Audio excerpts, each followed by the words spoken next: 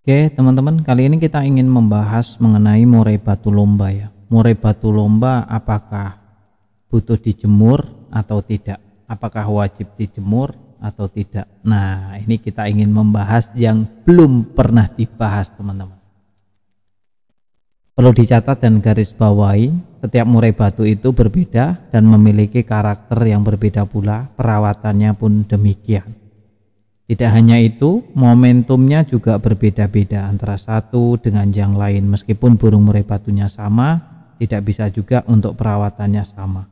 Burung batunya sama, tidak bisa dirawat dengan sama jika momentumnya berbeda. Momentum itu situasi dan kondisi. Nah, ini perlu dicatat dan garis bawahi. Yang ingin kita bahas kali ini adalah apakah murai batu memerlukan jemur 100% ataukah tidak. Nah, ini kan sering banget didebatkan, harus dijemur sekian, jemurnya tipis-tipis, jemurnya yang lama. Kadang pemula pada bingung, murai batunya mau ngikutin yang mana, yang benar. Padahal tidak perlu repot-repot ngikutin si A dan si B. Teman-teman cukup memahami karakter burung murai batu teman-teman sendiri. Apakah butuh dijemur ataukah tidak ya. Nah, itu yang tahu ya pemilik murai batu sendiri, teman-teman. Di sini saya ingin share mengenai murai batu yang bisa berprestasi tanpa dijemur ya. Sama sekali bertahun-tahun nggak usah dijemur ya kan. Nggak ada jemuran, meskipun hanya 5 detik 5 menit nggak ada itu jemur-jemuran. Tapi dia bisa prestasi, teman-teman. Nah, ini yang perlu dicatat dan garis bawahin, bahwa untuk perawatan murai batu itu tidak sama antara satu dengan yang lain. Nanti kita cerita kenapa murai batu saya ya tidak dijemur tapi dia bisa berprestasi. Nah, sebelumnya silahkan subscribe terlebih dahulu biar kita juga semangat membuat konten-konten yang menarik, yang bermanfaat, yang beda dengan yang lain. Kita itu tidak mau menjadi follower, teman-teman, dalam artian tidak mau mengikuti si A terus menerus, itu tidak mau.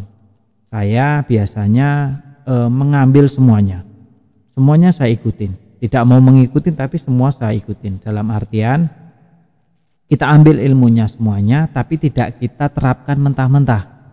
Nah, kita cek, kita analisa ya, kita inovasi, teman-teman ya. Gampangnya ngomong ya, amati, tiru, rubah, atau modifikasi lah intinya gitu.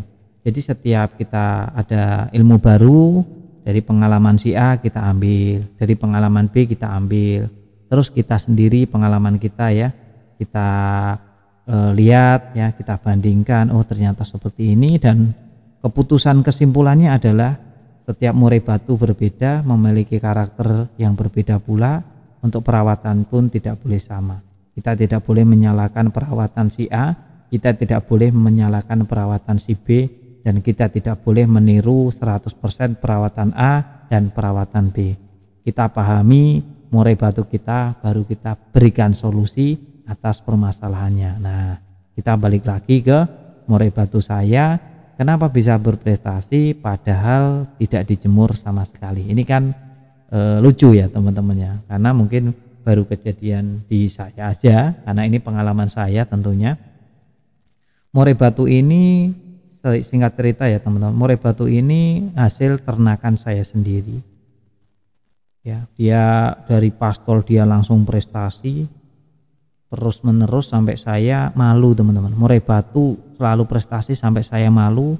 Saya buatkan jadwal, meskipun saya orang pinggiran, orang bawah, orang kecil, tapi saya selalu malu, teman-teman, kalau prestasi terus tuh malu. Jadi saya bikinkan jadwal pindah-pindah IO, meskipun hanya di pinggiran ya. Hari Senin hari Minggu ini di IO A, minggu depan di IO B, terus muter sampai kalau nggak salah ada 5 atau 6 IO yang saya pegang. Jadi muter terus, jadi ketemu lagi di IO yang sama nanti di minggu yang tahu, sebulan kemudian mungkin baru ketemu di minggu yang tadi. Nah, murai batu ini akhirnya saya breeding, teman-teman. Saya breeding, saya kasih betina 12 indukan. Nah, ini kalau teman-teman ini ya, saya kasih 12 betina indukan dan ini produksi semua. Dan momentum itu saya kangen teman-teman, pengen melombakan murai batu lagi, ya kan. Kebetulan kalau lomba itu tujuan saya, jiwa saya bukan jiwa lomba teman-teman. Jadi murai batu saya ini nggak saya rawat seperti orang-orang harus punya umbaran, jemur sekian, pakan sekian, enggak ya.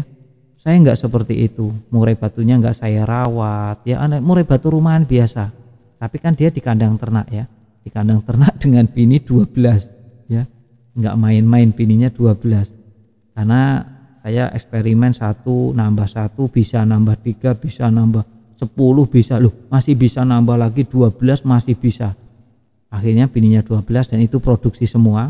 Dan waktu itu dia masih punya anak, terus diglodok pada ngeram, dan ada yang udah netas, ada yang udah muar, ada yang nyusun sarang ya, macam-macam teman-teman. Terus setiap minggu panen terus ya. Nah, murai batu di kandang tangkar saya itu enggak kena sinar matahari sama sekali karena atasnya tertutup dari asbes ya.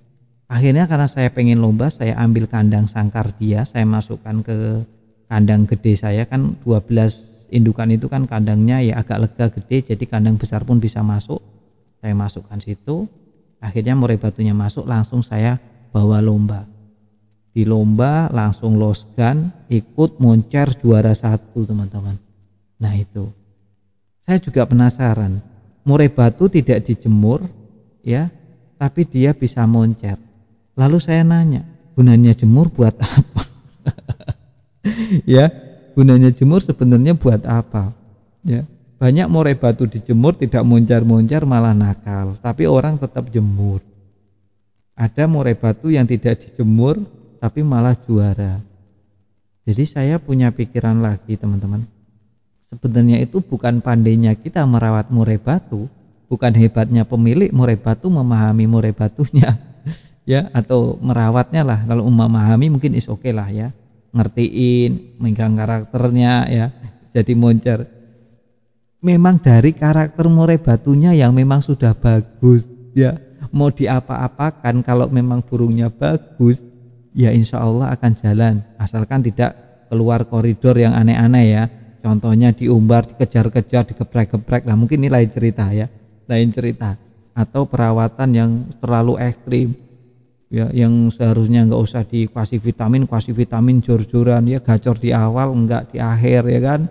Kesentutan tenaga ya, mungkin ini yang apa ya, yang nggak neko-neko lah intinya itu. Dari pola pakannya juga nggak pernah dikasih vitamin multivitamin yang pabrikan, paling dikasih mentok jangkrik kroto ya, apalagi ulet Hongkong ya, paling dia tambahin itu.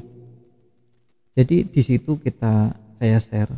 Jadi begitu saya lomba dan juara 1 di loskan, itu kan murai batunya bukan murai sembarangan dan bukan murai jelek-jelek, karena murai nasional pun ada yang terjun di Latpres itu ya teman-teman. Meskipun di pinggiran gitu kan, murai bagus-bagus juga ada buat testing ya kan. Jadi kita kadang bingung teman-teman. Di situ saya lomba langsung keringat dingin keluar, karena saya nggak berharap saya juara murai batu saya. Saya cuma kangen pengen melombakan murai batu saya dengan bini 12-nya. Ternyata malah jadi sejarah buat saya sendiri dan burung murai batu saya teman-teman. Jadi dan dari 12 itu indukan yang bininya itu kebanyakan anak-anaknya dia sendiri teman-teman. Jadi dari kandang saya sendiri itu nggak ada gen lain, jadi cuma gen dulu awalnya itu memang sepasang, dari anakannya kita kawinkan ke bapaknya, dari anakannya ke ya cuma silang-silang satu keluarga lah, satu gen. Akhirnya ya udah, ternyata murai batu bisa juara tanpa penjemuran jika dari kandang ternak ya, dari kandang ternak, karena saya belum melakukan riset yang tanpa penjemuran tidak dari kandang ternak. Nah itu ya teman-teman, bagi yang tahu kenapa bisa seperti ini tinggalkan di kolom komentar, kasih tahu saya fungsinya penjemuran untuk apa ya. Terima kasih ya teman-teman ya, jangan lupa di subscribe. Kita cerita-cerita yang unik